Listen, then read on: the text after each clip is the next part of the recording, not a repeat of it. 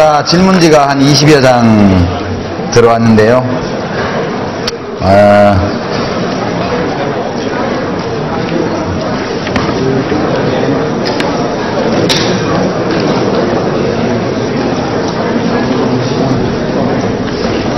예,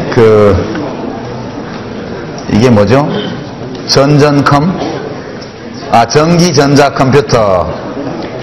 김동현 학생. 어딨죠? 예, 이쪽으로 좀 나와주시고요. 그 다음에, 매우 독창적인 질문을 해주셨는데, 예, 여기 회계학과, 아니다. 이게 아니고, 어디 갔지, 이게? 예. 경영학부의 김연규 학생. 어디 있습니까? 예, 앞으로 좀 나와주세요. 예, 우선, 김동현 학생부터, 마이크 있죠? 네, 안녕하십니까. 전정공학과 김동현입니다. 제가 질문드린 건 신문에 보다 보면 이제 공장이나 제조 분야에 일할 구직자는 적은데, 뭐라 해야 되지? 그러니까, 일하려고, 일자리는 많은데, 사람들이 일을 하려고 하지 않아가지고, 이제, 사람들이 살기 힘들다는 이런 기사를 많이 봤거든요. 그래서 그 이유가 대학 졸업자들 많은데, 그 사람들이 이제 눈이 너무 높아가지고, 그래가지고, 그런 데를 안 올려봤다, 이런 분석이 되어서 그런 기사를 봤잖아요. 근데 이게 이제 부조적 실업에 해당하는 것 같은데, 이런 현상 같은 경우는 이제 대학을 없애지 않는 이상 대학 졸업자는 많을 수밖에 없는 거고, 그러면은 해결할 방법이 딱히 없을 것 같거든요. 근데 이걸 해결하기 위해서 어떤 방법이 있을까 질문 드렸고, 그리고 너무 대답하기 어려운 탁월한 질문이어서 소개를 했습니다. 그 다음 김현규 학생. 네, 안녕하십니까. 경영학부 공사학과 김현규라고 합니다. 제가 질문 드린 것은 교수님께서 아까 전에 강의하셨던 내용 중에 기업의 법인세나 개인의 소득세, 감세 등과 같이 그런 감세 정책을 통해서 기업은 투자를 더 높일 수 있고 개인의 가처분 소득이 증가해서 개인의 소비를 증가해서 전체적인 경기 부양을 이룰 수 있다고 말씀하셨는데, 그 얼마 전까지 논란이 됐던 종부세 개정안을 보면은 그것도 하나의 일종의 감세 정책인데, 그 종부세 자체는 최고 소득 2%를 위한 감세 정책이라고 들었는데, 과연 그것이 개인의 어떤 국민 전체의 소비 향상과 그것으로 해서 경기 부양이 될 수 있는지, 그리고 그 불황한 그런 경기 침체를 좀 더 살릴 수 있는 그런 정책으로서 국가 전체의 어떤 경기 부양에 유효한 정책이 될 수 있는지, 그것이 궁금해서 질문드렸습니다. 예, 다른 좋은 질문들도 많은데, 이 두 질문이, 그래도 제일 명료하게 정리된 것 같아서 소개를 했습니다. 우선, 종부세 문제부터 먼저 잠깐 보면요. 우리가 조세 문제에 대해서는 9번째 강의에서 우리가 다루게 되어 있습니다. 부동산 조세. 근데 이 질문을 여러분께 소개한 것은 최근 종부세 완화 또는 사실상의 폐지 문제에 대해서 정치적 사회적인 논쟁이 많은데 너무 한쪽으로 치우쳐 있다, 이런 판단이 듭니다. 그러니까 2%를 위한 감세 정책이다, 강부자를 위한 정책이다, 이런 비판이 대종을 이루고 있는데요. 지금 정부가 부자들을 돕기 위해서 그런 감세를 하는 것은 아니라고 저는 생각을 합니다. 결과적으로 이제 돈 있는 사람을 이제 돈이 많게 만들어주는 정책이긴 한데, 그것은 이제 조세정의라는 차원에서 이야기될 수 있는 그런 쟁점이라고 생각을 합니다. 문제는 이제 조세정의에 위배되느냐 아니냐 하는 것도 있지만, 이것이 실효가 있을 것이냐, 그러니까 경제 살리기 또는 소비 진작, 기업 투자 진작을 위한 효과적인 정책 수단이 될 수 있느냐, 그게 이제 경제정책적으로는 더 의미 있는 질문인 이라고 생각을 하고, 이 질문이 거기에 해당한다고 봤습니다. 우선 종부세를 이제 이야기를 하면 이건 좀 잘못된 것 같아요. 왜냐하면 이건 감세가 아니거든요. 이 종부세 폐지는 지금까지 정부 정책이 나와 있는 걸 보면 세금 구조 조정이지 감세가 아닙니다. 감세라는 것은 종부세를 없애거나 혹은 사실상 폐지에 가깝게 완화함으로써 정부의 세수가 조세 수입이 줄어드는 것이 감세거든요.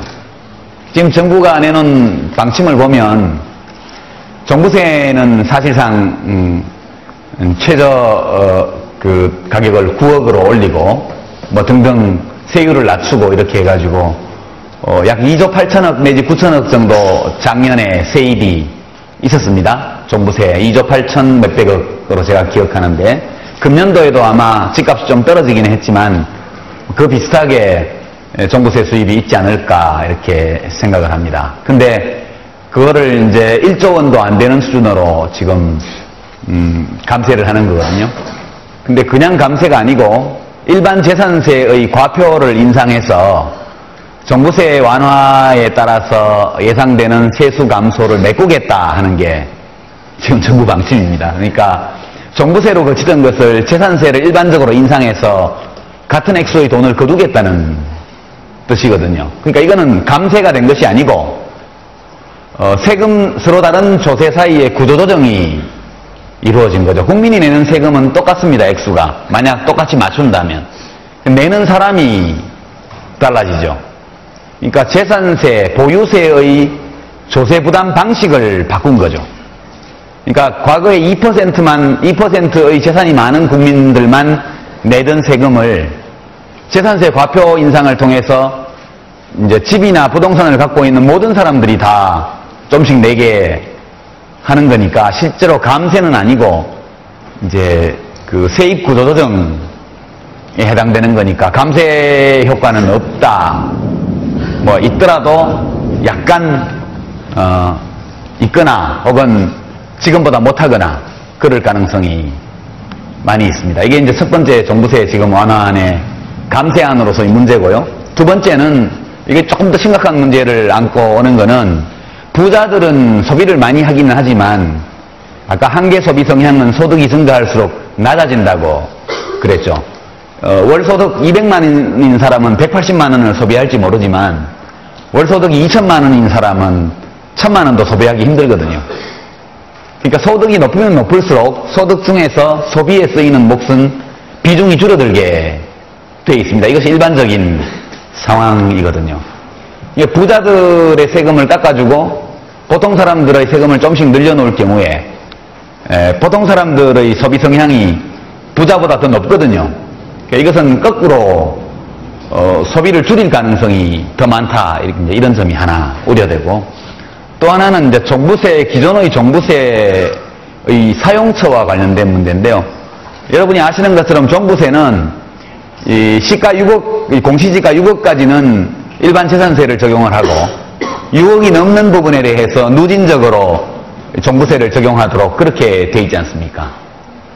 그러니까 종부세를 도입을 함으로써 6억이 넘는 부분에 대해서는 재산세 수입이 없거든요.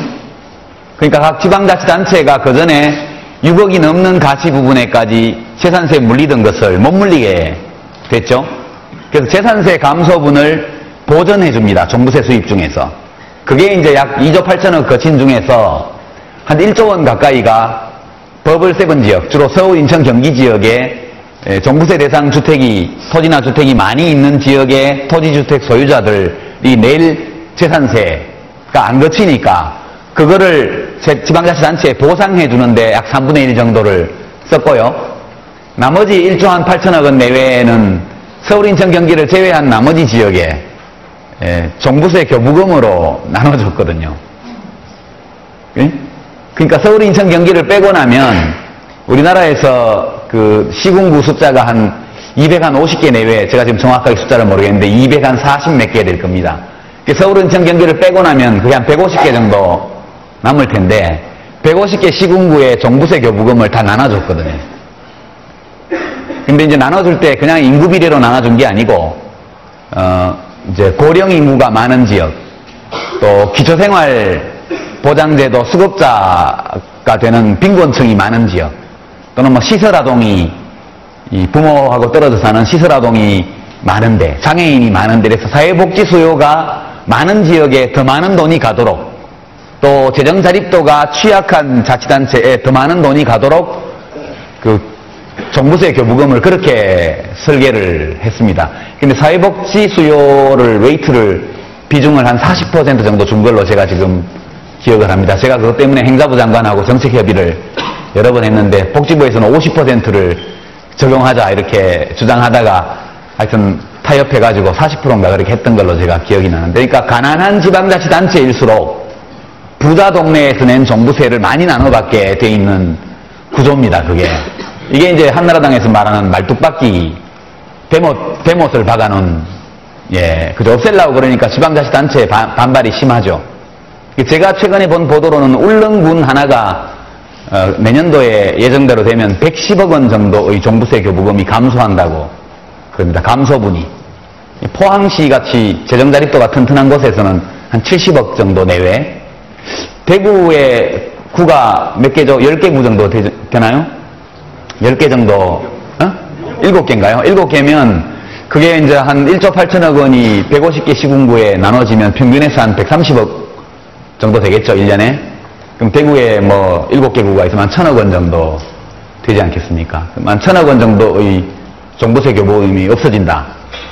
이렇게 되면 문제가 좀 심각해지죠. 종부세 교부금은 대부분 지방자치단체들이 받아가지고 이제 기초생활 수급자들이라든가 뭐 의료급여 수급자들이라든가 또는 장애인 뭐 활동보조 서비스라든가 뭐 출산도우미, 이 산전산후 출산도우미 보내주고, 뭐 혼자 사시는 어르신들, 몸 불편하신 분들 가사도우미 보내고 이런 거 할 때 중앙정부가 80% 내고 지방정부가 20% 내고 이런 식으로 매칭하게 돼 있습니다. 조세 수입이 별로 없는 단체들은 그걸 받아서 지방자치단체의 이 몫을 이렇게 내서 복지 서비스를 많이 제공을 했고, 그것 때문에 복지 수요를 감안해서 종부세 교부금을 나눠주도록 한 거거든요. 근데 그렇게 되면 그게 저소득층의 소비 능력을 아주 제약하는 그런 결과를 낳게 됩니다. 저소득층은 거의 다 소비하죠. 현금 서비스든 현물 서비스든 간에 100% 거의 다 소비합니다. 전체적으로 보면 1조 8천억 원의 종부세 교부금은 대부분 복지 서비스 소비에 들어가는 돈인데, 지방자치단체들이 그 돈이 없어졌을 때 도대체 무슨 돈으로 서비스를 제공할 것이냐, 이게 이제 그냥 심각한 문제로 대두고 있습니다. 그래서 대구 지역에서도 종부세 그 완화 방침에 대한 보도가 조금 비판적으로 나가는 걸 봤습니다. 처음에는 그렇지 않았는데, 재산세 과표를 일반적으로 인상하고, 그러니까 이제는 종부세 안 내던 사람들이 종부세 세수 줄어드는 거를 재산세로 다 내줘야 된다는 거. 그 다음에 가난한 지방자치단체일수록 종부세 교부금 감소에 의한 재정 타격을 많이 받게 된다는 거. 또 종부세 혜택을, 완화 혜택을 받는 부자 동네일수록 재산세 수입이 더욱 늘어난다는 거. 이런 것 때문에 과연 이것이 이 소비 진작이라는 그런 원래의 효과를 낼 수 있을 것인가에 대해서 매우 의문스러운 상황에 있습니다. 이제 법인세도 마찬가지인데요. 법인세를 깎아주는 거는 단기 순이익을 많이 낸 큰 기업들이 혜택을 보게 됩니다. 근데 지금 대기업들은 돈이 너무너무 많거든요. 돈이, 현금 자산이 너무 많은데 또 불구하고 지금 투자가 잘 안 이루어지고 있는데, 거기다가 현금 자산을, 세금을 깎아줘서 더 얹어줬다고 해서 과연 투자 진작 효과가 날 것인가, 이 점에 대해서도 매우 큰 논란이 있는 것이 현재 상황이다. 여기까지만 오늘 말씀을 드리고요. 그 다음에 이제 대학 졸업자들이 중소기업이라든가 이런 어려운 일을 하는데 안 간다. 이 각자의 선택이죠. 각자의 선택입니다. 그러니까 눈높이를 어디까지 낮출 것이냐 할 때, 나는 낮춰서 취직할 의향은 있지만 도저히 여기는 못 가겠다, 이런 업종들이 많거든요. 그래서 그 자리를 지금 외국인 노동자들이 메꾸고 있죠. 이건 구조적 실업 맞습니다. 이 질문에 보면 이거 구조적 실업 아닌가요 했는데, 새로 노동시장에 진입하는 신규 구직자들의 학력 수준, 그들이 가지고 있는 이른바 퀄리피케이션, 어떤 질적인 학교의 학위, 그 다음에 이제 어떤 전문적 기능, 이런 거 하고, 그 다음에 시중에서 사람을 찾고 있는 빈 일자리의 특징하고가 안 맞는 거거든요. 그래서 이 문제에 관해서는 좀 이따가 일반적인 이론적 분석을 한번 시도해 보도록 그렇게 하겠습니다. 구조적 실험이 맞는데 이 점에 대해서는 정말 국가가 대책을 세우기가 매우 어렵습니다. 이게 가장 어려운 분야고, 이것이 왜 지난 5년 동안, 그러니까 국민의 정부 5년은 IMF로 인한 충격을 어느 정도 완화하고 극복하는데 온통 다 국가가 매달리다시피 했고요. 그 뒤에 카드채 위기가 와서 금융위기가 한번 올 조짐이 있다가 겨우 그걸 극복하고 나서는 청년 실업 문제가 엄청나게 큰 사회적인 이슈로 등장했지만 정부가 효과적인 대처를 하는데 실패했습니다. 그 실패의 원인이 어디 있는지를 잠깐 좀 살펴보고 다음 논의를 전개하죠. 이거는 지금 강의 동영상 게시판에 올려놨는데요. 이건 제가 어느 기업에서 엔진싱크빅이라는 사교육 업체, 출판업체에서 주로 출판 담당하는 분들한테 앞으로 이 지식유통시장에 고령화가 어떤 영향을 미칠지에 대해서 강연했던 그 자료입니다. 근데 같이 볼 자료가 다른 보고서에 있는데 지금 사이트가 폐쇄되어서 그 보고서를 구할 수가 없어서 제가 이 중에 일부 데이터들을 함께 보려고. 이걸로 안 되나요? 예. 자, 이제 우리 대한민국이 얼마나 빠른 속도로 늙어가고 있는가, 이거를 같이 한번 잠깐 보겠습니다. 이걸 보고 나면 왜 여러분이 취업하기가 그렇게 어려운지에 대해서 좀 이해가 더 될 것으로 생각을 합니다. 이게 이제 1970년 이후에 출산율과 출생아 수 추인데요. 70년 출생자는 100만 명이 넘죠. 예. 제가 태어난 1959년은 저거보다 더 많습니다. 그러다가 80년대 중반, 1985년쯤에 되면 1.67. 저게 이제 여성이 평생 동안 애를 몇 명 낳느냐를 나타내는 것이 합계 출산율입니다. 여성이, 남자는 별로 쓸 데가 없어요. 남자 숫자는 전혀 안 중요하고 오로지 여자만 중요합니다. 여성 한 사람이 평균 2.1명을 출산해야 인구가 유지될 수 있습니다. 단순 재생산이. 근데 지금 2.1m로 내려온 게 83년도인가 그때쯤이고 85년도에는 이미 1.67로 내려옵니다. 저출산 국가가 저때 이미 됐죠. 그럼에도 불구하고 정부는 셋째 아이에 대해서 소득세 감면을 안 해준다든가, 셋째 아이에 대해서는 건강보험도 적용 안 해준다든가, 이런 저출산 정책을 그 뒤에 10년 넘게 계속 끌고 갑니다. 그리고 나서 우리가 언제 충격을 받았냐면 1.17, 2002년도에 1.17이 되었을 때, 이게 세계 최저 출산율입니다. 대한민국 국민 진짜 화끈해요. 예. 생긴 대로 다 나오면 거짓골을 못 면한다, 이런 포스터 여러분들 못 봤죠? 예. 예. 둘만 낳아 잘 키우자, 이런 거는 초기의 구호였고요. 잘 키운 딸 하나, 열아들 안 부럽다. 이게 남아선호 사상 때문에 애를 자꾸 낳는다고 해서 하나만 낳아도 된다, 이런 표였고요. 그 뒤에 생긴 대로 다 낳으면 거짓골을 못 면한다, 이런 표까지 있었고, 최근에 영화도 하나 개봉됐죠. 예, 출산 억제 정책 시행하던 시골의 새마을 지도자인가, 이장 여성 회장인가, 영화도 나왔습니다. 그리고 이제 세계 최저 수준을 계속 유지해서 05년까지 세계 최저 1.08.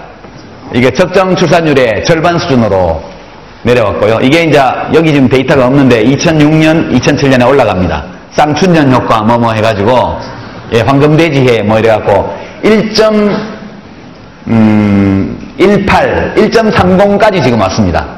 작년에. 예, 1.30. 그러니까 이런 반전도 굉장히 놀라운 거예요. 이렇게 올라옵니다.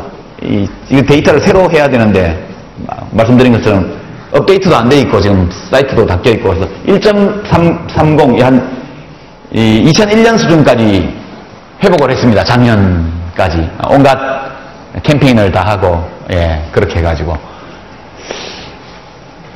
그렇게 됐고, 지금 신생아 숫자는 44만 명, 작년에 한 49만 몇천 명, 50만 명 수준까지 지금 회복을 했습니다. 다음 페이지 보시죠. 고령화 속도인데요. 65세 이상 인구 비율이 7%가 되면 고령화 사회라고 그러고, 14%가 되면 고령 사회라고 그러고, 20%가 넘으면 초고령 사회라고 그럽니다. 근데 7%에서 14% 가는데 걸린 횟수, 14%에서 20% 가는데 걸릴 예정인 연도수입니다, 이게. 일본이 여기 24년 걸렸고, 이게 세계 최고 기록이었습니다, 과거에. 7%에서 14%, 2배 되는데 24년 걸렸습니다. 프랑스 같은 나라는 100년 넘게 걸렸고요. 미국도 거의 100년 가까이 걸렸는데, 일본이 세계 챔피언이다가 한국이 1등 자리를 뺏었습니다. 그 다음에 이제 14%에서 20% 가는 데는 8년밖에 안 걸립니다. 일본이 12년이었는데, 이거 추월할 예정이고요. 대한민국을 앞설 나라는 딱 한 나라밖에 없습니다. 중국. 중국이 좀 지나면 우리나라를 앞지르게 될 겁니다. 이게 중국이 한 10년 전에는 박정희 이 경제개발 모델을 배우러 한국에 왔었고요. 한 3년 전부터는 환경보호를 배우러 오기 시작했습니다. 최근에는 지역균형발전 정책을 배우러 온다고 그러는데요. 좀 지나면 이제 저출산 대책을 배우러 우리나라에 올 것으로 그렇게 예측이 되고 있습니다. 전 세계에서 가장 빨리 늙어가는 나라, 대한민국. 다음. 노인 인구가 이제 지금, 우리가 한 500만 명, 지금 금년에 한 500만 명 됩니다. 이게. 그렇게 하고 이제 나중에 가면, 2050년에 가면 이제 1600만 명 정도로 해서 국민 셋 중에 한 사람이 65세 이상, 저때가 되면 전 세계에서 최고 늙은 나라가 되어 있습니다. 인구는 2018년경부터 감소하기 시작될 것으로 예측됩니다. 2020년이 되기 전에 인구 감소가 시작되고요. 경제활동 인구 감소 또는 생산 가능 인구 감소는 2015년 앞으로 한 7, 8년 후면 시작됩니다. 다음. 총인구 추이역이나 2018년에 맥시멈. 지금 이게 추계할 때마다 좀 달라지는데 작년에 뭐 좀 애를 좀 많이 났다고 해가지고 최근 데이터를 보니까 2019년으로 이게 1년 늦어졌던데 그래봐야 50% 100%입니다. 감소하게 되어 있습니다. 무슨 2100 몇 년 가면 제로가 된다고 그러대요. 이 곡선이 그냥 가면. 제로가 되지는 않겠죠. 그 다음. 이거 인구구조 변화인데요. 20세 이하, 그 다음에 요게 15세부터 65세까지가 생산 가능 인구입니다. 요 보라색.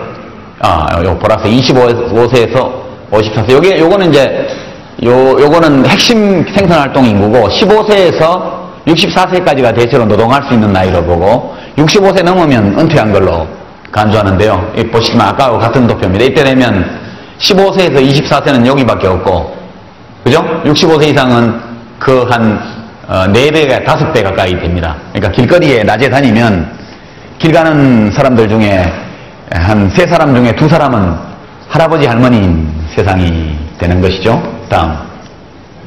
이제 이게 피라미드입니다. 1960년에는 전형적인 후진국형 피라미드. 많이 나고 빨리빨리 죽어가지고 위에 가면 뾰족합니다. 이게 이른바 후진국형 1단계 인구 증가, 인구 변화의 1단계. 출산율과 사망률이 다 같이 높은 사회. 그러면 이제 1970년이 되니까 맹렬한 저출산 운동, 산하 제한 운동이 효과를 내기 시작해서 밑에가 일직선으로 갑니다. 위에는 줄어들죠. 이렇게. 이때가 대한민국이 엄청나게 젊을 때입니다. 1980년도 굉장히 젊죠? 여기 10살부터, 여기 이제 20대들이 엄청나게 많습니다. 1990년, 이때도 굉장히 젊은 나라입니다. 이때가 진짜 젊은 나라입니다. 20대에서 40대 사이가 어마어마하게 많습니다. 이렇게 해서 이제 계속 변해갑니다. 다음. 이게 이제 2000년이고요. 지금 2008년인데, 요게 위로 8년 올라갔다고 보면 됩니다. 이 밑에는 계속 좁아지고, 이렇게. 송이버섯 모양으로 가는 거죠. 이제 여기가 지금 2000년이니까요. 50, 15, 20, 25, 30, 35, 40. 여기가 40대입니다. 그죠? 40대 되는 데인데, 여기가 2000년에 40대니까 1960년생이죠? 그죠? 1959년 60년생들입니다. 여기가. 58년 개띠, 59년 돼지띠, 60년 쥐띠, 61년 소띠, 62년 범띠들이 전부 여기 있습니다. 이게, 그렇게 돼 있는데, 인구가 무지하게 많습니다. 남녀 불문하고 합치면 100만 명이 다 넘어요. 연령마다. 이때가 고도성장입니다. 한국이. 다 자리 잡았어요. 다 자리 잡았고, 의학기술이 발전하고, 그리고 영양상태가 좋아지고, 이렇게 해갖고 되게 오래 삽니다. 지금 40살까지 별탈 없이 사는 사람은, 80살까지는 최소한 거의 다 살 수 있을 것으로, 큰 불행만 당하지 않으면. 이렇게 해서 이게 앞으로 이제 해가 가면 갈수록 밑에는 일직선이 되고 이렇게 좁아집니다. 이게 올라갑니다. 그래서 나중에 이제 2050년, 2060년이 되면 이 사람들이 여기 가거든요. 그래서 여기가 다 죽고 나면 여기부터 시작해서 막대형으로, 인구가 막대형으로 되게 되어 있습니다. 이 동물의 생활에서 제일 결정적인 변수가 개체수의 변화, 개체수의 변화. 사회적 인구 구성의 변화는 우리 삶에 많은 변화를 강요하게 됩니다. 이 사람들이, 젊고 건강한 사람들이 사회의 모든 자리를 다 차지하고 있었고 절대 안 나갑니다. 왜냐하면 65세까지 일하면서 노후 대책도 다 세워야 되기 때문에 끝까지 노동시장에 눌러앉아 있으려고 그러거든요. 여러분들한테 자리를 절대 안 비워줍니다. 예, 그리고 이 기간 동안에 기술 혁신이 많이 일어나가지고 점점 더 기술 집약적인, 노동을 덜 쓰는 산업기술이 정착되게 되어 있죠. 다음 페이지 보시겠습니다. 이건 멜더스 얘기는 넘어가고요. 예. 이것도 그냥 넘어갔어요. 여기까지만 보고, 예, 여기 보죠. 2006년 출생자의 기대연령, 출생 시의 기대연령이 남자는 75세, 여자는 82세가 됩니다. 현재 45세인 사람은 평균 78세까지 삽니다. 여자는 84세까지 살게 되고요. 제가 지금 49, 50이 무렵이니까 저는 평균까지 살더라도 한 79까지는, 우리 나이로 80까지는 별 문제 없이 살 것으로 생각합니다. 지겨워 죽겠죠. 예.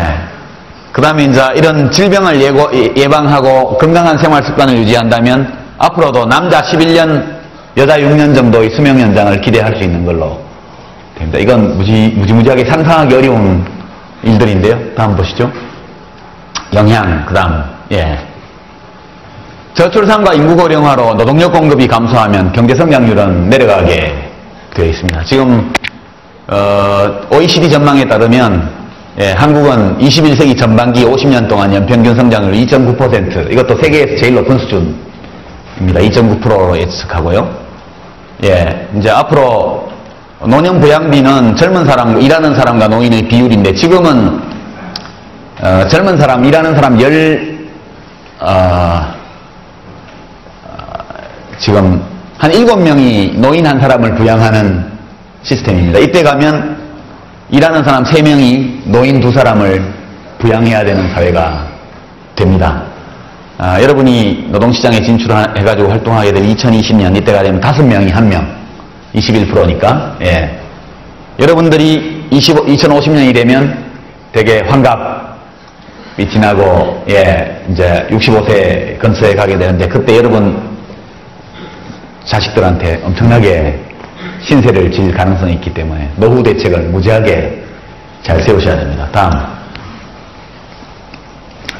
여기 보면 성장 주력 산업이 고령화 때문에 잠재력 저하시키고 과학공학 분야의 고령화는 젊은 층의 이공계대학 기피 현상과 맞물려 첨단 기술 산업에서도 공백 상태를 초래할 가능성이 많다. 이렇게 해서 여성과 고령자의 고용 확대가 아주 중요하다. 그다음에 여성 경제 활동 참가율은 지금대로 간다면 별로 증가하지 않고 고령자 고용은 오히려 감소 패턴을 보일 걸로 예상이 된다. 국가가 여기 대책을 세워야 된다. 이런 얘기고요. 다음. 고령화는 이제 여기 58년 개띠들이 2023년 65세가 돼서 은퇴합니다. 이때 되면 완전히 고용시장에 신규 구직자들은 형편이 피게 돼 있죠.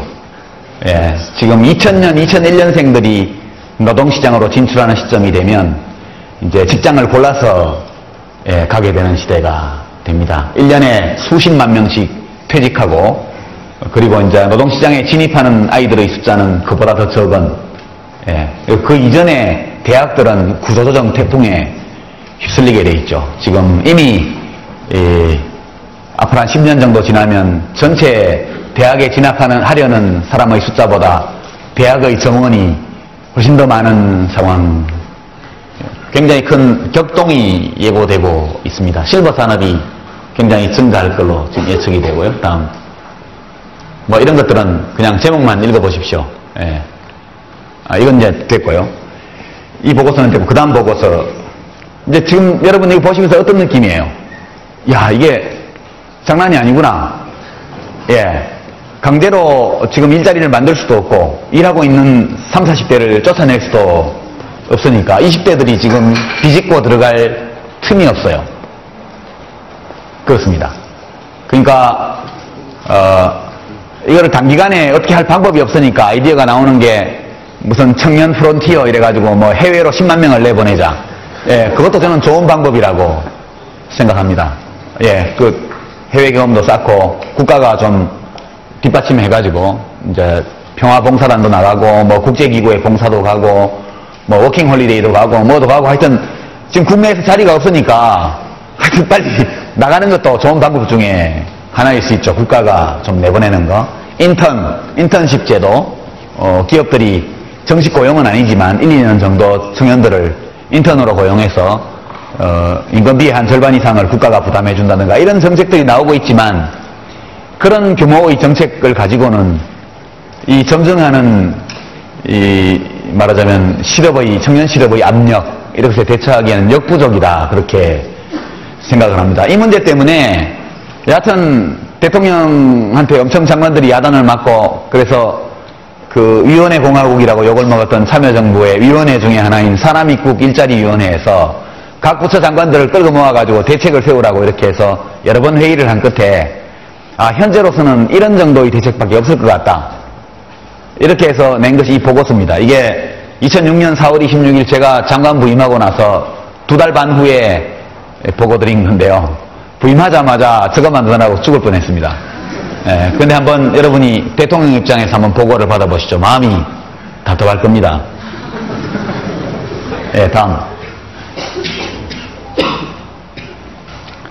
이 제목이 사회서비스 일자리 창출 전략입니다. 아무리 들여다봐도 이 분야를 키우는 거 말고는 달리 대책이 없는 것 같다. 그렇게 해서 나온 건데요. 안 넘어가나?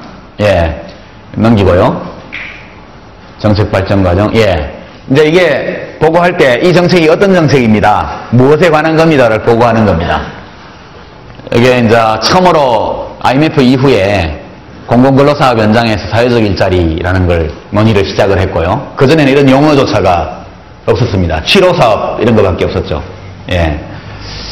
그 다음에 이제 참여정부 들어서 국정과제의 하나로 사회적 일자리 정책을 추진을 했습니다. 그래서 뭐 노동부를 비롯한 여러 부처에서 예산을 엄청 들여서 이렇게 뭐 13만 개 정도 일자리, 뭐 노인 일자리, 저소득층 자활 일자리, 그다음에 무슨 뭐 청년 인턴제 뭐 등등 해서 하여튼 각 부처에서 조금씩 끌고 모은 게 약 13만 5천 개 정도의 일자리를 2006년에 만들겠다고 보고한 겁니다.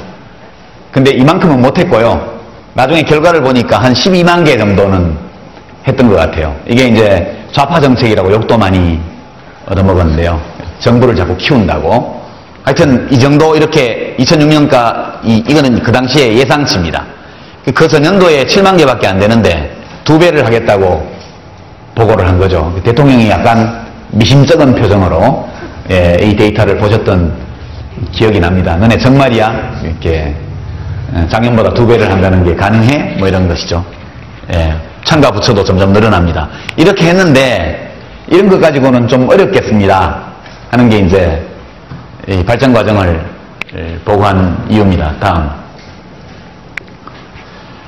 그래서 사회 서비스 분야, 아까 우리가 대한민국 국민은 뭐 하면서 사는가 해서 이제 근로실태조사, 인력실태조사 통계청 걸 받지 않습니까?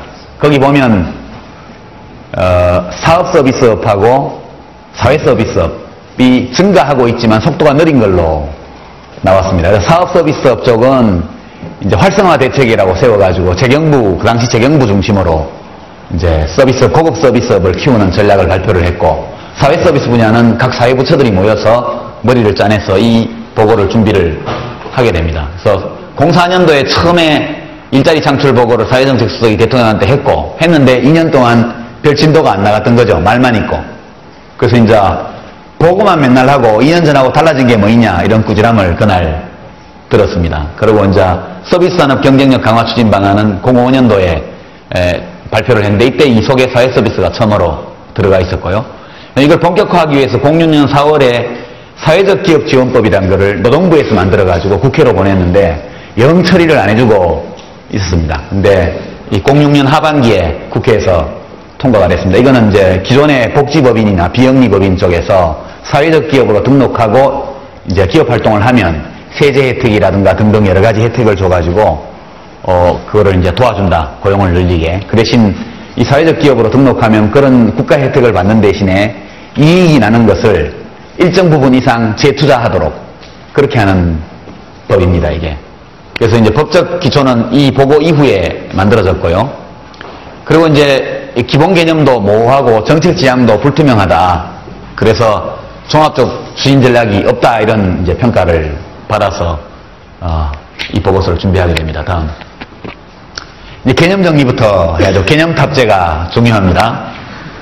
예, 사회 서비스업 또는 사회 서비스 일자리라는 것은 OECD 기준에 의하면 생산자 서비스, 유통 서비스, 개인 서비스, 사회 서비스 이렇게 서비스업을 4개로 분류합니다. OECD는. 이 중에 하나죠.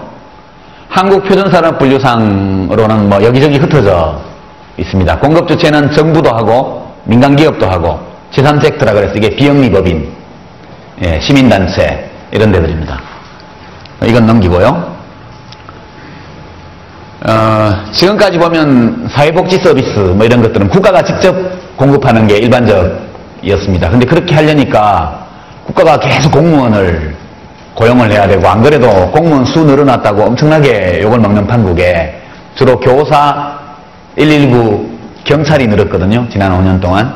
중앙부처 공무원들도 조금 늘긴 했습니다만 대부분은 90% 이상이 교사, 경찰, 119, 그 다음에 이제 그 복지 서비스 내지 보건 서비스 공급자들 이런 쪽이 주로 늘었지만, 이 기본적으로 공무원 수를 늘릴 수 없다 이런 이제 인식이 있었습니다. 그래서 정부가 공급을 하고 또 시장도 공급을 하고, 그 다음에 이제 제3섹터라고 해서 비영리 법인이 있고, 그 다음에 민간 가정에서 자기들끼리, 친척들끼리, 가족들끼리 돕고, 이게 지금 우리나라의 사회 서비스가 제공되고 있는 범주입니다.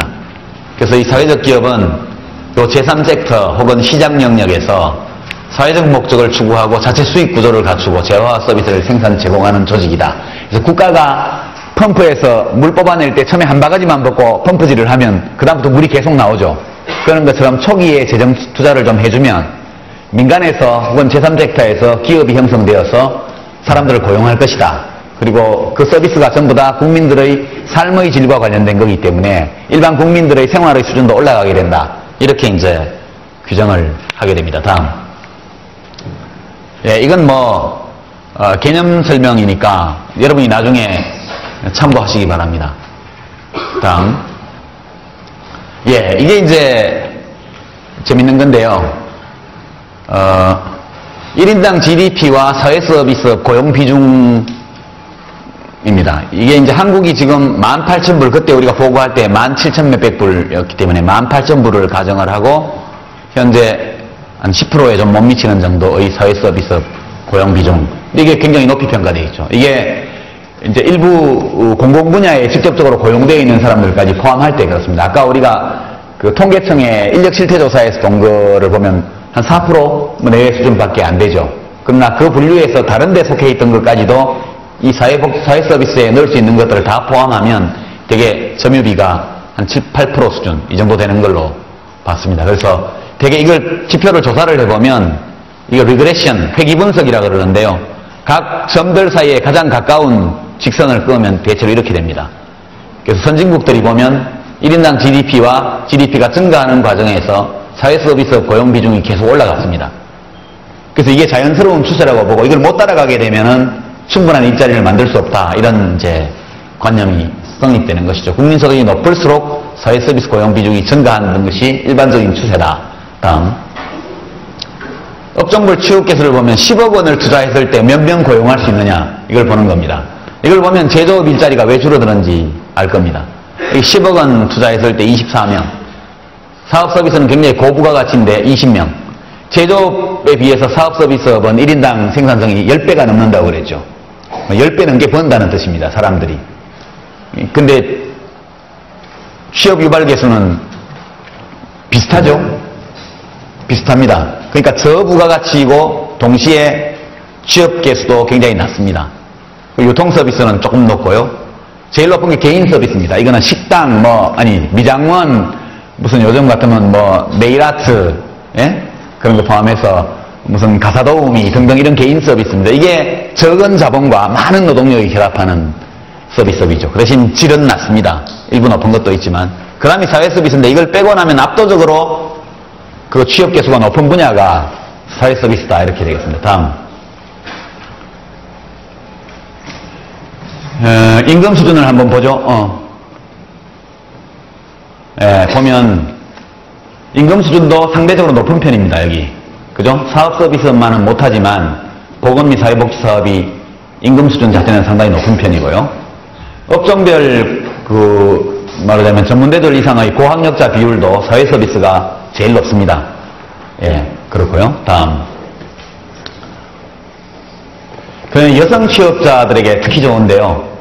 전체 여성 취업자의 산업별 비중을 국제 비교해 보면 제조업이 이 초록색이고 사회 서비스의 파란색인데요. 어느 나라를 막론하고 여성의 취업 비중이 높죠. 그죠? 예, 제조업에 비해서 사회 서비스업이 다 높습니다. 우리나라는 그런데 아직도 이렇죠. 여성이 진출을 못하고 있습니다. 다른 나라들은 다 여성이 점유비가 높은 데 반해서. 그러니까 이 얘기는 우리나라에서 여성 일자리를 이 분야에서 굉장히 많이 만들 수 있다는 것을 암시하는 내용이 되겠습니다. 다음. 예. 이제 우리나라 지금 경제활동 인구를 전체 인구의 62% 차지하고 있고요. 임금 근로자가 40% 정도 되고, 비임금 근로자, 자영업자가 20% 정도 되고, 실업자가 뭐 이렇게 됩니다. 비경제활동 인구는 38%인데, 구직 단념자, 유효 인력, 기타 뭐 이렇게 분류합니다.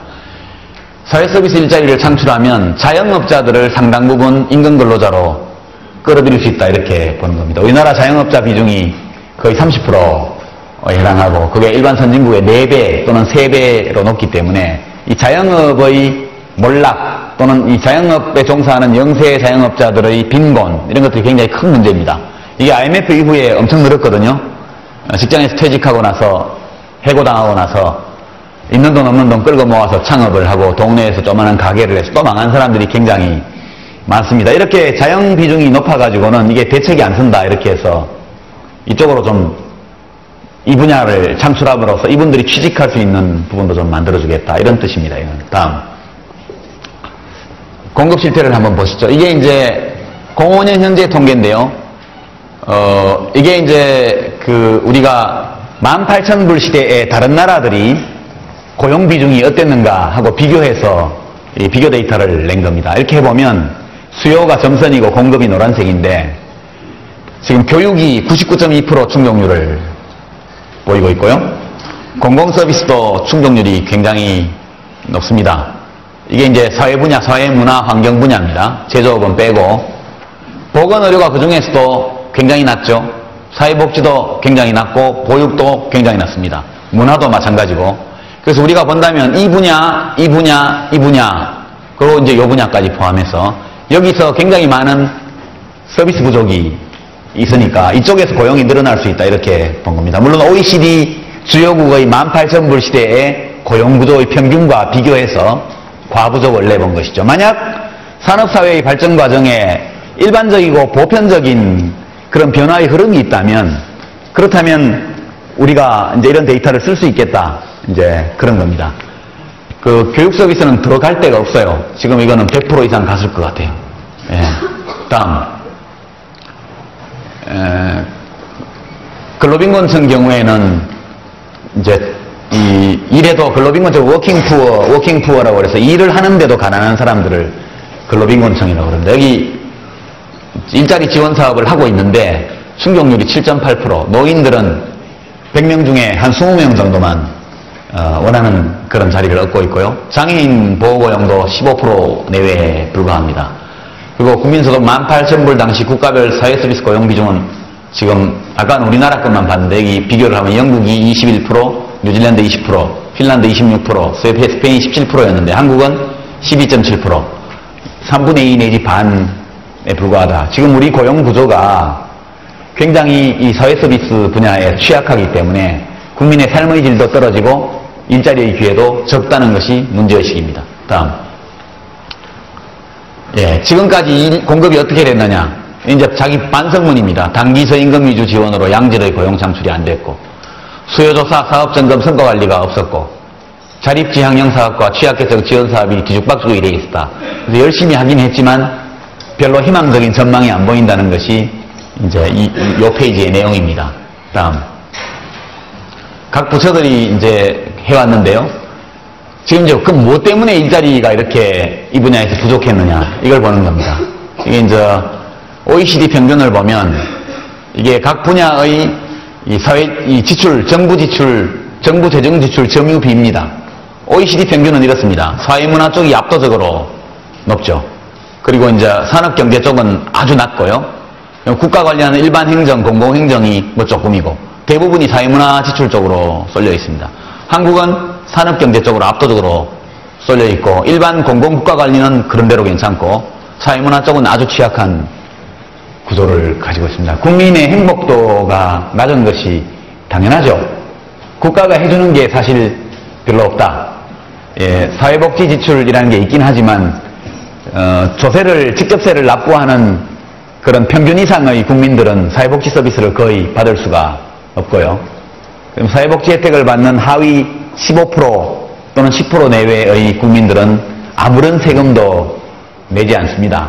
그러니까 세금 내는 사람하고 혜택 받는 사람이 거의 100% 분리되어 있기 때문에 복지 정책에 돈을 쓰기 위해서 세금을 더 내자 이렇게 얘기하면 지금까지 세금 내는 사람들이 아무도 그것을 찬성하지 않아요. 그러니까 사회복지 정책의 국민 수용도가 매우 낮은 나라입니다, 한국이. 이게 일종의 악순환인데요.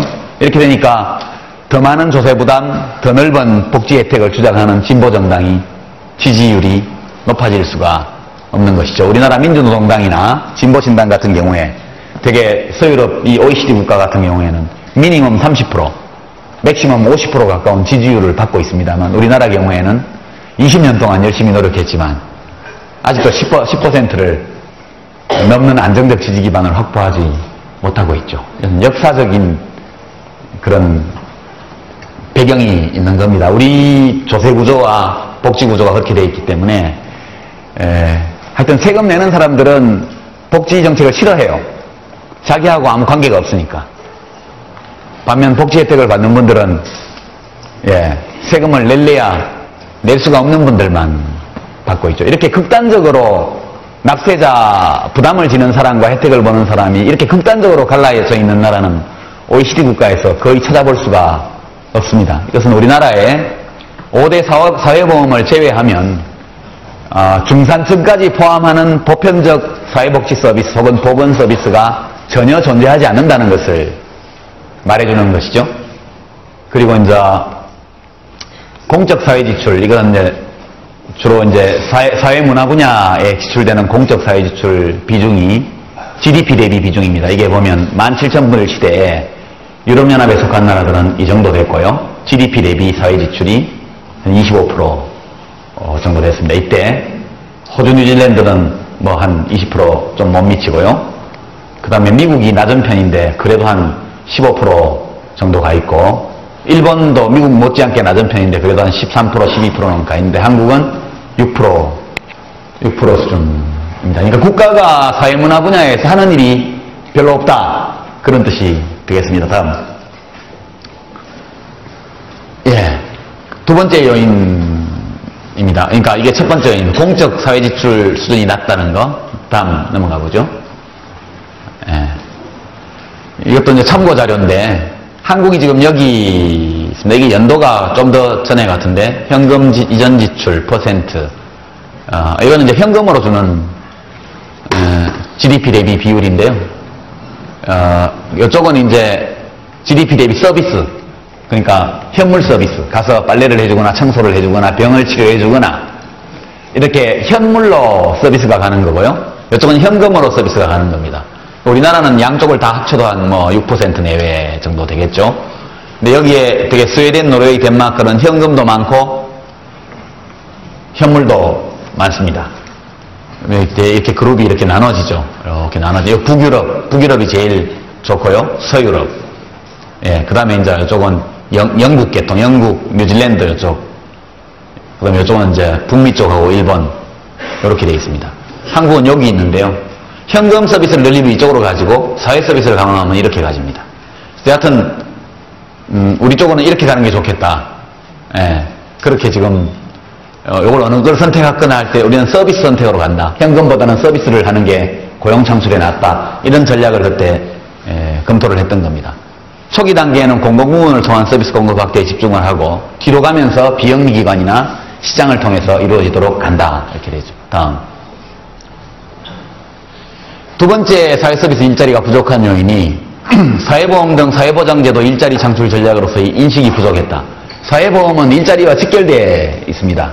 근데 이거를 활용할 수 있는 전략을 갖고 있지 못했다. 그래서 건강보험 예를 보면 우리가 지금 건강보험이 1977년에 도입됐습니다. 그 당시 박정희 대통령 집권 말기였는데 얼마 전에 돌아가신 고 신현확 총리라는 분이 계셨는데 평생 정부에서 수십 년간 고위직을 지낸 분입니다. 국무총리도 오래 하셨고 5.18 나던 당시에 국무총리였죠. 박정희 대통령이 살해되고 그리고 임시국무회의가 열렸을 때 최규하 씨가 총리였구나. 예. 그리고 이제 신현확 씨가 함께 정부를 운영을 하고 있습니다. 그때 학생들한테 비난도 많이 받고 했는데 그분이 보사부 장관이던 1977년에 의료보험을 처음으로 도입합니다. 그래서 한 혁명적인 사건이었죠. 그 뒤에 이제 고용보험, 실업보험, 산재보험, 또 국민연금은 노태우 대통령 집권 초기인 1988년도에 도입됩니다. 전두환 대통령 시절에 기획되어서 1987년도에 법이 통과되어서 88년에 시행되었죠. 그리고 이제 금년부터 작년에 법이 통과되어서 장기요양보험 5번째 사회보험이 들어오게 됩니다. 건강보험이 굉장히 많은 일자리를 만들었습니다. 근데 이제 국민연금은 아직 수혜율이 낮아서 아직 얼마 되지 않아서 이제 노령층은 사회서비스 구매력이 부족합니다. 그 다음에 건강보험은 급여 범위가 협소해서 필요서비스 이용을 제약하고 있고 예컨대 간병 서비스 같은 거 이런 거 안 되고 있죠. 아프면 간호사가 와서 혈압도 점수해주고 이렇게 하면 좋은데 우리 무조건 병원에 가야 되잖아요. 똑같은데 의료 서비스도 어떤 식으로 조직해야 일자리가 많이 생길 것인지에 대한 인식이 거의 없었다고 말할 수 있습니다. 노인 수발보험 이때는 이름이 이랬는데요. 지금은 장기요양보험으로 바꿨습니다. 그렇게 해가지고 08년도에 5만 명, 10년도에 20만 명 정도의 고용 창출 효과가 지금 예측이 되고 있습니다. 같은 사회보험이라도 어떤 식으로 조직하느냐에 따라서 고용 창출 효과가 아주 크게 달라질 수 있는데 사회보험을 일자리 창출에 연결시키려고 하는 전략적 방침이 지금까지 없었다. 이런 것도 자기 반성에 해당됩니다. 다음.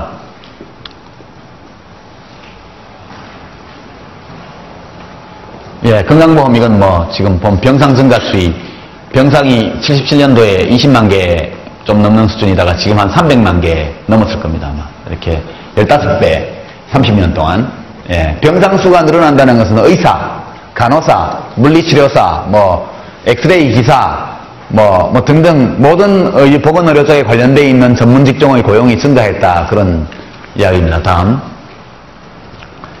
세 번째 문제가 공급 체계가 없었어요. 이게 지금 국가가 뭐든지 공무원을 고용해서 공급하는 식으로 하니까 국민들이 서비스를 선택할 수가 없잖아요. 그리고 이제 공무원들은 서비스를 높여야 될 인센티브가 별로 없어요. 그냥 예산 따가지고 그냥 집행하면 그만이니까. 소비자들이 선택할 수가 없었던 거죠. 그러니까 품질 관리도 안 되고 또 국가 부문은 커지고 또 우리나라의 시민사회의 이제 담론 시장에서는 보수 담론이 지배적이기 때문에 자꾸 작은 정부 큰 시장 해야 되는데 큰 시장 작은 정부 한다. 친북 좌파다 이런 이념적인 공격이나 자꾸 받고 그렇게 됐던 것이죠. 그러니까 가격도 아주 획일적으로 규제하고 보육 같으면 이게 공산당도 아니고 전국의 모든 애들을 똑같은 보육료 아래에서 보육해야 된다. 이게 사실 말이 안 되는 겁니다. 저는 사회단체, 진보적 시민단체에서는 보육료 규제를 계속 하자고 그러지만 그게 좋은 게 아니잖아요. 보육료 규제를 하니까 오후에 무슨 영어 시간, 무슨 시간 결합해가지고 사실상 보육료 통제가 안 이루어지고 있고 이제 그렇거든요. 획일적으로 가격 규제를 하고 그 다음에 이제 그러니까 민간 공급자들이 잘 나타나기 어렵게 돼 있고 그리고 교육 및 의료 서비스 이게 잘 안 되니까 애들 자꾸 이제 조기 유학 나가고 그렇게 되는 거죠. 해외로 또 부자들은 국내 병원에 안 가고 해외로 나가고 이렇게 문제가 생기게 됩니다. 그 다음에 이제 공급 인프라가 없어요. 예컨대 이런 거 지금 장기요양보험이 도입이 됐습니다만 그 전에 같으면 이제 어른이 치매야 혹은 중풍이다. 그러면 이제 집에서 도저히 모실 수가 없으니까 시설을 알아봅니다. 그러면 자식으로서 아버지 여기 가 계십시오 라고 놓고 오기에 좀은 덜 미안한 정도의 좋은 시설은 한 300만 원 한 달에 돈을 내야 돼요. 보증금만 2천만 원, 3천만 원. 그리고 이제 보증금도 없이 이제 한 달에 100만 원 미만 이런 데를 가보면 아주 영세한 보호시설입니다. 그럼 거기 놓고 오려면 불효의 죄를 범하는 것 같아서 차마 어른들을 거기 놓고 오지를 못합니다. 그러니까 가난한 사람들은 지불 능력이 부족해서 모시고 싶어도 서비스를 받을 수가 없고 그렇다 보니까 공급자들이 별로 없으니까 부자들도 뭐 하려고 그래도 구입할 수가 없는 그런 상황이 됩니다. 이제 장기요양보험이 들어와서 좀 달라졌습니다만 이런 문제 때문에 되게 정부가 재정 투입해서 사람 고용해서 서비스 제공하고 이런 걸로 끝나버렸던 것이죠. 되게 복지정책이라는 거는 시장과는 다른 거다. 시장에서 벗어나서 국가가 하는 거다. 이런 인식이 고정관념이 굉장히 많았던 것도 이유 중에 하나입니다. 다음. 그래서 이제 일자리를 어떻게 만들 거냐 이렇게 볼 때 수요가 있고 공급이 있죠. 수요 측면은 social need, 그러니까 need, 필요는 한데 지불 능력이 없으면 그게 demand, 수요로 안 나타납니다. 그죠? 이 시장 경제라는 것은 need에, 필요에 대응하는 체제가 아닙니다. 시장이라는 것은 demand, 지불 능력을 겸비하고 나타나는 need에 대해서만 응답하는 게 시장 경제거든요. 그러니까 저소득층의 경우에 지불 능력이 없기 때문에 아무리 그것이 서비스가 필요해도 그 서비스가 필요해도 자기가 시장에서 구매자로 나타날 수가 없어요. 그러니까 수요자가 적으니까 공급자가 안 나타난단 말이죠. 공급자가 믿을 만한 공급자가 없으니까 지불 능력이 있는 사람도 서비스를 구매할 수가 없는 거죠. 그래서 초기에 수요 대책은 중상위 계층은 좋은 공급자를 만들어주면 유효 수요가 나오게 돼 있다. 빈곤 계층은 정부에서 재정 투자를 좀 해가지고 이분들이 가지고 있는 니드가 시장에서 디맨드로 나타날 수 있도록 재정 투자를 초기에 한다. 그렇게 수요를 키우자는 거죠. 공급은 국가가 그냥 사람을 고용해서 하는 게 아니고 사회적 기업법 만들고 그리고 각종 불합리한 규제를 철폐하고 이렇게 해서 민간에서 회사를 만들어서 간병 서비스라든가 뭐 생활 도우미라든가 또는 장애인 활동 보조 서비스라든가 이런 노인들 뭐 치매 노인 돌보는 요양 서비스라든가 이런 걸 할 수 있는 민간이나 혹은 비영리법인 기업체가 나타날 수 있도록 하고 이 사람들에게 지원을 할 때에도 그냥 돈으로 지원하거나 현물로 지원하는 게 아니고 이용권을 준다는 거죠. 바우처라고 합니다. 이용권을 주면 뭐 100만 원짜리 이용권이면 본인이 20%만 20만 원에 100만 원을 이용권을 사게 한다든가 장애인들 경우에는 10% 뭐 10만 원만 내고 100만 원어치 이용권을 사가지고 서비스를 쓸 때마다 이용권으로 지불을 하는 거죠. 지금 장애인 활동보조 서비스 같은 거 그렇게 하고 있고요. 독거노인 돌보미 서비스라든가 이런 것도 다 그렇게 하고 있습니다. 단말기 그 PDA라 그러나요? 가지고 다니면서 카드로 딱딱 눌러서 실시간으로 전부 체크되게 그렇게 하고 있고 공급자를 소비자가 선택할 수 있도록 전부 다 해놨습니다. 그래서 이런 식으로 하고 국가 자격체제를 정비해가지고 민간에서 양성한 자격증에 대해서 인정해주고 국가가 자격시험을 빨리빨리 전문화해서 신설해서 사람들이 그 공부해서 실습해서 자격증을 얻도록 해준다. 이렇게 하는 게 이제 공급대책입니다. 그래서 공공서비스도 확충하고 사회서비스 시장도 만들고 제3섹터도 육성한다. 이렇게 하면 아까 우리가 앞에서 봤지만 17,000불 시대에 다른 나라와 비교할 때 이쪽에서 90만 개 이상의 일자리를 만들어낼 수 있다. 아주 급여가 많은 일자리는 아니지만 그래도 젊은이들이 뜻을 가지고 할 만한 일자리가 여기 만들어질 거다. 그리고 여기에 일자리가 많이 만들어지면 사업 서비스업이나 다른 분야에서도 경쟁이 좀 완화될 것이다. 그렇게 보는 겁니다. 다음. 목표는 2005년도에 우리가 이제 그때 행계 38만 개 정도 있었다고 보고요. 2007년도에 조금 늘려서 한 34만 1000개, 30만 개 정도 했는데 34만 개 이렇게 높여가지고 2015년에는 뭐 한 50만 개 되도록 한다. 이런 계획이 이제 있었던 거죠. 있었던 거고, 이거를 위한 재정계획을 국가 중기 재정계획 5년짜리 계획에다가 전부 다 포함을 시키게 됩니다. 목표가 보건의료 분야가 10만 6천 개, 106만 개, 그 다음에 사회복지 분야가 28만 개, 보육이 10만 개, 교육이 20만 개, 이렇게 해서 전체 한 최대 목표가 한 190만 개 정도의 일자리를 향후에 한 15년, 10년 정도에 걸쳐서 여기서 만들어낸다, 이런 야심찬 계획을 세웠습니다. 보육 경우에도 그때 정부 내에서 많은 논쟁이 있었는데요.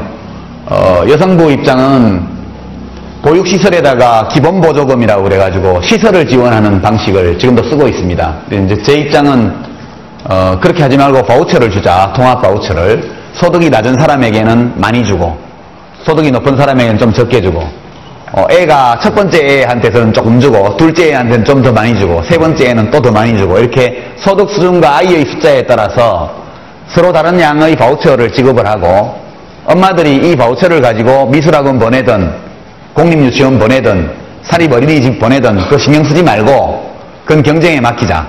그렇게 하고 보육료에 대한 획일적 규제도 풀어주자. 이걸 이제 정책 패키지로 이렇게 냈습니다. 그렇게 하면 보육 서비스가 굉장히 강화될 것이다.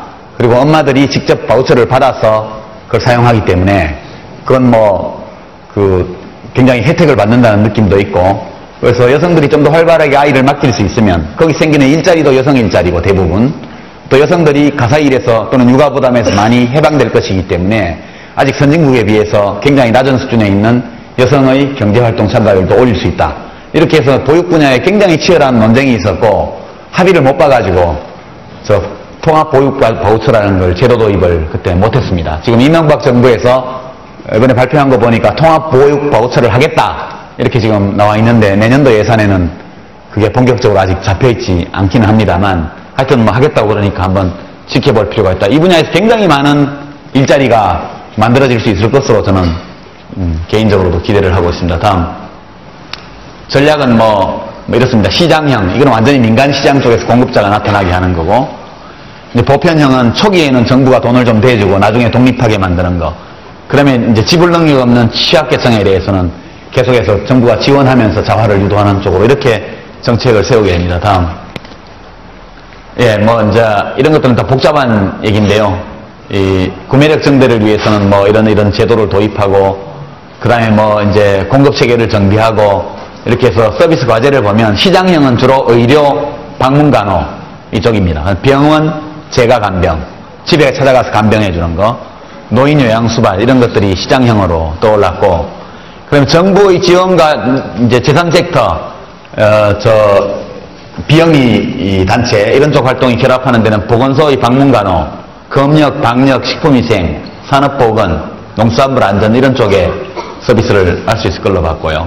취약계층 쪽은 이렇게 이런 사업들을 할 수 있을 것이다 이렇게 봤습니다. 다음. 추진 전략은 이거는 정말 전략적인 거니까요. 이건 이제 넘어가고요. 예, 보육, 교육 이렇게 넘어갑니다. 문화, 환경, 공공, 예. 이렇게 해서 이제 전체적으로 보면 2015년까지 그때가 약 10년 계획이었으니까 10년 동안 186만 개, 5년 내에 한 90만 개 그렇게 잡았었는데, 제3섹터가 요 정도 하고요. 정부가 이제 좀 많이 하죠. 이제 이렇게 해서 합쳐서 이 정도, 시장에서도 이 정도 하고, 이렇게 하다 보면 좀 일자리가 만들어질 거다. 이게 이제 시간표입니다. 시간표, 이른바 로드맵. 그렇게 보고요. 그 다음 시장형은 처음에는 좀 낮지만 나중에 많이 올라가는 걸로 그렇게 되어 있습니다. 다음.